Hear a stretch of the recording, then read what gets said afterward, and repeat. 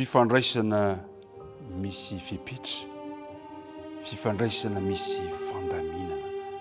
Zany no loha hevitra vodiny antsika izay anasako anao ampifaliana sy ampitiavana indray.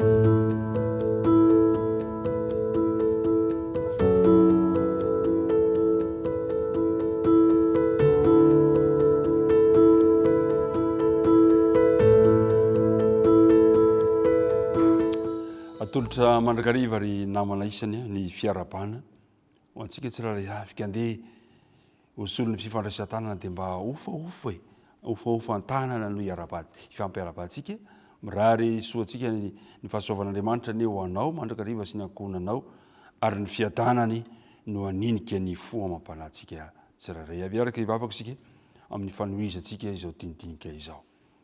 Andriamanitra rainay any an-danitro rainay amin'ny alalan'i Jesosy Kristy anao misaotranao izahay no ny fitantananao anay no ny fitsimbinanao no ny famindram-ponao ka ny atao-manao anay indray ho tafahoana soamantsara eto amin'ity toerana ity eto amin'izao fandaharana izao.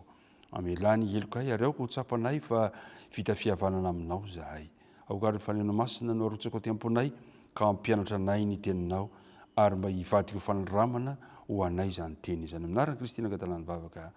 Amen. Ampifaliana tokoa no iaonana amintsika zao nova miaraka aminay dia faly izahay mandray anao sy manasanao ary mba aretanao hatramin'ny farany. Ry namana mpiara-midinika isany miantso sy manasa ny olona rehetra Andriamanitra mba hanana fatoram-pitiavana ety dia ety aminy. Anisan'ny fanekena izany antso izany ny fankatoavana ny baikony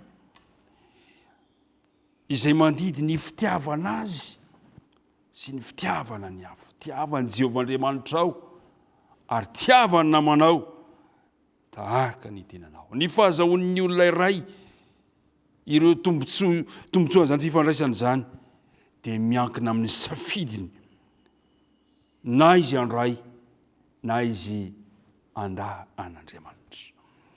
Ao amin'ny bokin'ny Hosea toko 7 dia misy teny somary manaitra ao.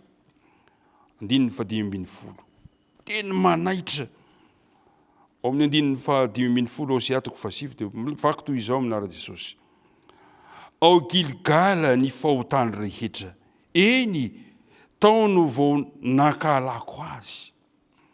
No ny faratsiany ny ataony dia roahako hiala ao an-tranoko izy, tsy ho ity azy intsony aho. Fanapa-kevitra mahavesatra tsy voasaintsaintsika akory hoe misy izany toe-javatra izany nitranga tao Gilgala. Ny dikany teny hoe Gilgala hoe tsara mba mampafantatra antsika, dikany hoe Gilgala dia hoe boribory ary na fanakodiavana.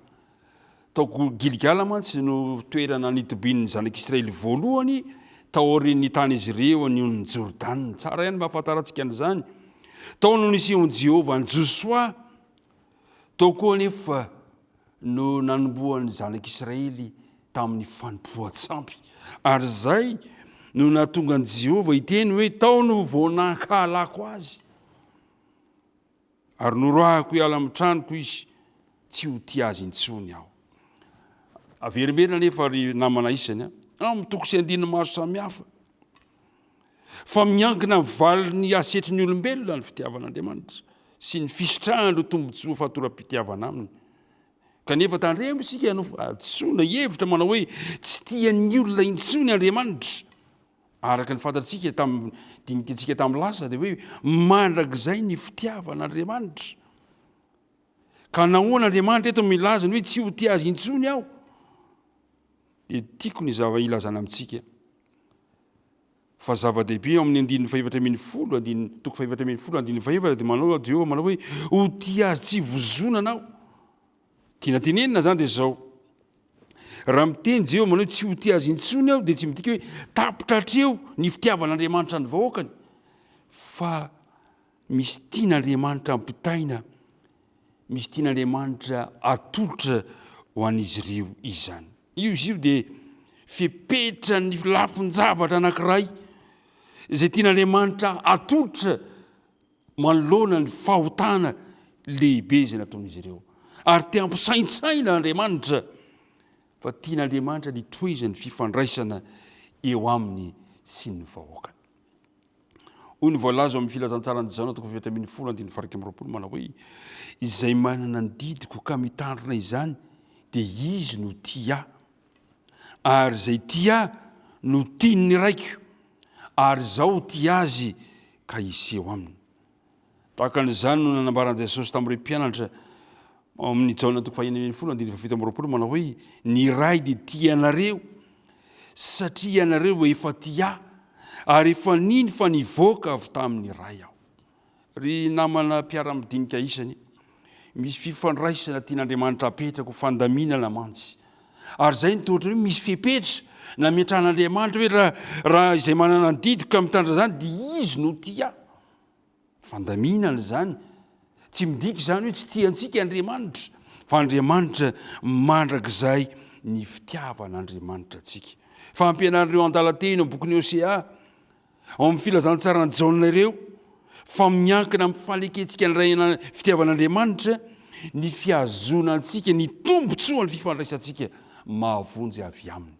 Zay le hoe fifandraisana misy fepetra, fifandraisana misy fandaminana. Averina indray tsy midika tsy akory fa manam-paharetana ny fitiavan'Andriamanitra. Ny faharetana ny fitiavan'Andriamanitra dia miankina amiko, miankina amin'ny safidiko ihany.